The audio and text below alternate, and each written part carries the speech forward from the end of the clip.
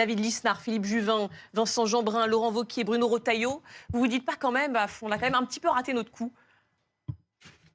En fait, ça aurait dû être Villepin le Premier ministre, ça aurait peut-être été effectivement moins mauvais. On a déjà donné. Ouais, mais bon, là, c'est peut-être le plus sensé du moment. Bah, là, il n'y a que des têtes d'autocar, là. Enfin, je sais pas comment vous dire, on les connaît par cœur. C'est des têtes de tocard pour vous? En plus, c'était Macron qui s'en revendiquait à un moment donné, c'était un terme à lui, hein, le tocard. Les amateurs, soyez fiers des amateurs. Donc, non, mais tocard, c'est plutôt une insulte. Oui, parce que là, on parle quand même du président du groupe des députés LR à l'Assemblée, du président du Sénat. C'est con, je viens juste de parler, ça fait 15 minutes que j'attends et puis j'arrive pas à... Oui, mais parce que tocard, je suis obligée de vous reprendre. Si vous voulez, mais vous pouvez attendre après. On a le droit aussi de dire ça. On a le droit aussi de dire des choses comme ça, parce qu'en fait, là, vous réagissez à ce terme-là, mais ces gens-là, ils se foutent de la gueule du monde. Ils ont gouverné contre la population. Ils ont appauvri. Enfin, là, on discute. Enfin, je suis désolé de vous dire ça, mais c'est chiant de discuter, de commenter les paroles de Barnier. C'est du cirque, tout ça. C'est du cirque. Alors, c'est la petite bulle entre riches, entre privilégiés. On est content, on est là. On va s'inviter ses petits amis. On va choisir son gouvernement avec ses potes. On va négocier parce que ça se passe comme ça. Et puis pendant ce temps-là, dans les hôpitaux, dans l'éducation nationale, dans la rue, c'est la merde. Et puis c'est la pauvreté, c'est les inégalités sociales. Je sais pas si vous avez vu le rapport du Secours populaire. Voilà, c'est une pauvreté qui explose même. C'est pour ça que le seul truc qui était intéressant finalement, c'est ce que Barbier disait tout à l'heure, d'une certaine manière, c'est discutons des émeutes ou de la rue parce qu'elle peut s'inviter n'importe quand. Nous en tout cas, c'est ce qu'on souhaite. Vous le sentez sur le terrain? Non, malheureusement, ces choses-là, on les sent difficilement et on sait jamais. De toute façon, je crois que c'est vous qui l'avez dit. Ça se prévoit pas, c'est très difficile. Mais la seule solution, elle est là. Et c'est une solution démocratique. Ça sera la révolte, ça sera même des émeutes. Sauf que pour l'instant, ça marche pas trop. Pour que ça puisse fonctionner. Le week-end dernier, ça n'a pas trop fonctionné. Il n'y a pas eu grand monde dans la rue. Ça n'a pas fonctionné. Nous, on aurait préféré beaucoup plus, évidemment. Les gens qui étaient dans la rue auraient préféré être beaucoup plus nombreux. Mais ceci dit, c'est plus que ce qu'on craignait aussi, parce qu'une rentrée de septembre, c'est jamais au top. On s'attend toujours à un moment donné à ce que ça pète vraiment dans la rue, et puis ça vient pas. Ou ça vient difficilement, ou c'est très rare. Il y a eu la bataille des retraites, par exemple. C'est pas si loin que ça, mais pour vivre des moments comme ça, c'est exceptionnel. Donc en fait, on sait très bien que tout ça c'est compliqué, parce qu'en fait, il y a un climat de résignation, parce que les gens croulent sous la pauvreté, ils subissent des tas de discriminations, des souffrances sociales diverses, et puis c'est pas évident de relever la tête et de se battre. D'où ça, on le sait en tant que militants et militantes. Bon, on a eu un épisode électoral qui était plutôt enthousiasmant, une sorte de sursaut, un réveil, un dynamisme à gauche, je parlais évidemment, avec une jeunesse qui s'est mobilisée. D'ailleurs, dans les manifs de samedi, c'était beaucoup des jeunes aussi.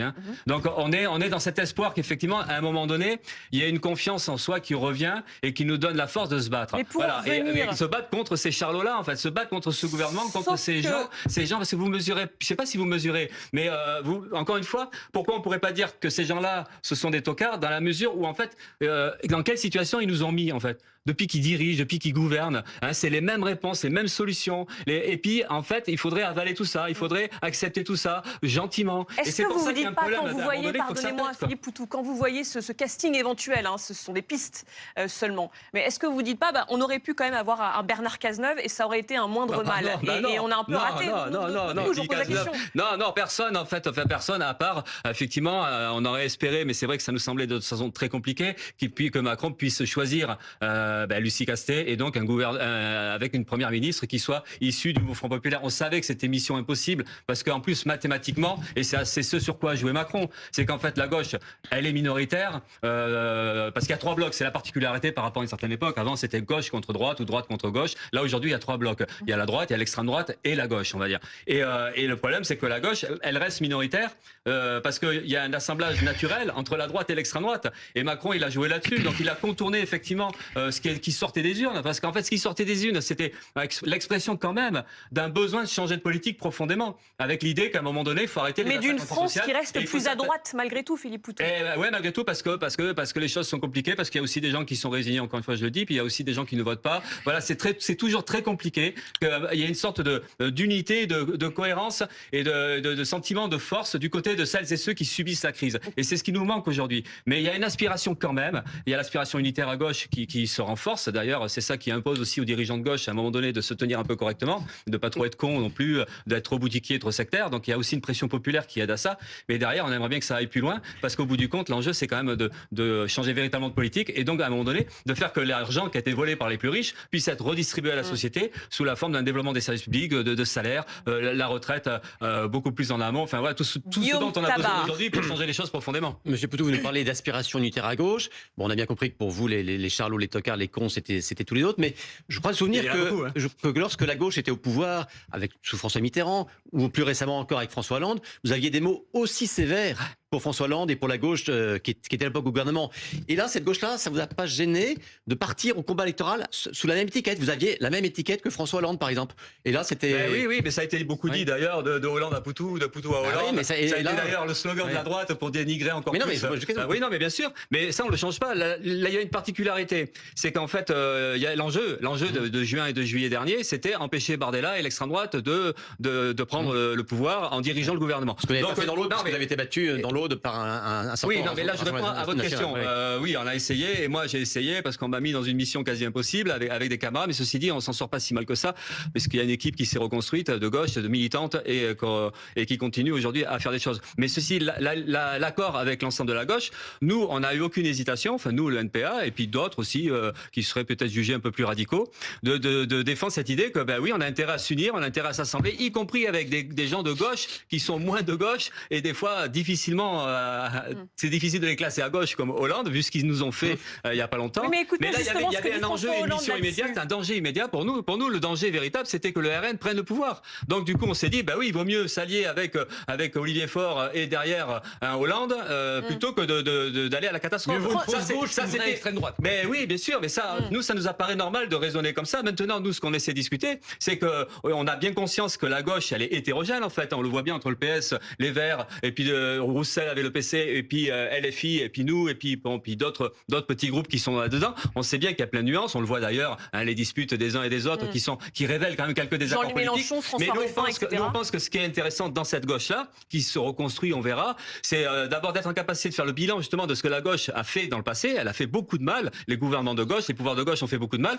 Mais c'est d'essayer de voir est-ce qu'on peut pas construire une gauche différente, une gauche de combat, une gauche radicale, anticapitaliste, une gauche qui se lie aux mouvements sociaux. Et c'est un peu ça aussi les discussions qu'il peut y avoir entre les militants. Il y a quelques noms qui circulent quand même, parce que vous savez que l'objectif de Michel Barnier, même si pour l'instant ça a l'air d'être un peu compliqué, c'est de faire venir malgré tout des personnalités de gauche dans ce gouvernement.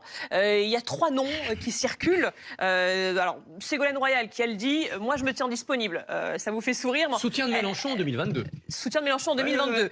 Il y a Manuel Valls, visiblement, dont le nom circule. Ça fait encore plus sourire. Soutien de Manuel Valls en 2022. Et il y a Marisol Touraine. Voilà les 3 figures de gauche dont les noms sont cités en ce moment. Là encore, ce ne sont que des pistes. Prenons beaucoup de pincettes. Mais bon, à en voir votre sourire, ça vous ferait pas plaisir particulièrement de les voir au gouvernement? Non, déjà, on a du mal à les classer à gauche, notamment Valls. Qui fricote quand même avec des courants d'extrême droite quand il est allé du côté de Barcelone et du côté de l'Espagne avec Vox. Oui, pour bloquer les indépendantistes, il avait fait une alliance. Joli coup. Bon, il s'est planté après parce qu'il n'a pas réussi à avoir la mairie de Barcelone, mais en fait c'est des gens qui sont disponibles en permanence. Bon, tant mieux pour eux, mais évidemment que nous on n'a aucune illusion dans ces gens-là. Mais encore une fois, c'est pas tellement une histoire de casting, parce que là on en vient à commenter des trucs. Voilà, lui, pas elle, pas elle. Nous encore une fois, c'est un projet derrière qui la population, elle est pas représentée par tous ces gens-là. Des fois on va voter, des gens vont voter parce qu'ils disent bon allez, on va quand même aller voter, mais personne n'est content de ce qu'on a. Enfin, quand on voit toutes ces têtes-là, on se dit mais comment on s'en débarrasse? Et c'est pour ça que c'est difficile, parce que la démocratie, c'est à la fois il y a un système institutionnel, on nous le dit, il y a des présidents, il y a un parlement, il y a des régions, des départements et tout ça. Mais nous, on a envie de mettre en avant cette idée, mais c'est aussi l'histoire, que la démocratie, ce sont des luttes sociales. Et c'est quand les gens prennent leurs affaires en main, et que la démocratie directe, ça voudrait dire, oui, on se bat, on se défend, on défend nos services publics, on défend nos emplois, on défend nos salaires, on défend nos retraites. Et c'est des combats sociaux, des combats de rue, ou comme les Kanaks aujourd'hui, heureusement qu'ils se battent, parce que sinon ils se font écraser, dominés par l'État colonial français. Donc il y a besoin à ce que les peuples, ils s'organisent, et c'est ça, nous, c'est cette démocratie qu'on Oui, mais en fait, Philippe Poutou, est-ce que justement, dans ce cadre-là, dans cet objectif, dans ce projet que vous portez avec le mouvement social, etc., est-ce qu'il n'aurait pas mieux valu, plutôt que d'être dans une position, le programme, rien que le programme, tout le programme du NFP, se dire, on accepte un système qui dégrade un peu ce qu'on a posé collectivement, mais on arrive, on prend le pouvoir et on fait en sorte justement derrière de travailler avec le mouvement social, de travailler sur la Nouvelle-Calédonie, plutôt que de rester dans cette posture, alors que numérairement vous saviez que ça ne collerait pas, mais qui vous permet de dire nous en fait on est resté propre, mais finalement on ne prend pas le pouvoir. Et à la fin, voilà comment ça se passe. Est-ce que là, il n'y a pas eu une erreur d'appréciation qui vous a conduit, typiquement, vous avez dit, de Poutou à Hollande, le principal, c'est de lutter contre l'extrême droite. Là, vous auriez très bien pu vous dire, de Poutou à Hollande, l'objectif, c'est de prendre le pouvoir. On va peut-être dégrader un peu, on va peut-être coaliser avec d'autres qui ne sont pas vraiment de notre bord, mais le principal, c'est qu'on l'ait et qu'on fasse ce qu'on est à faire. Non, mais... D'abord, la mission, c'était pas juste, c'était la première mission, c'était d'empêcher l'extrême droite d'arriver au pouvoir, mais il y avait aussi une mission de lutter contre le macronisme.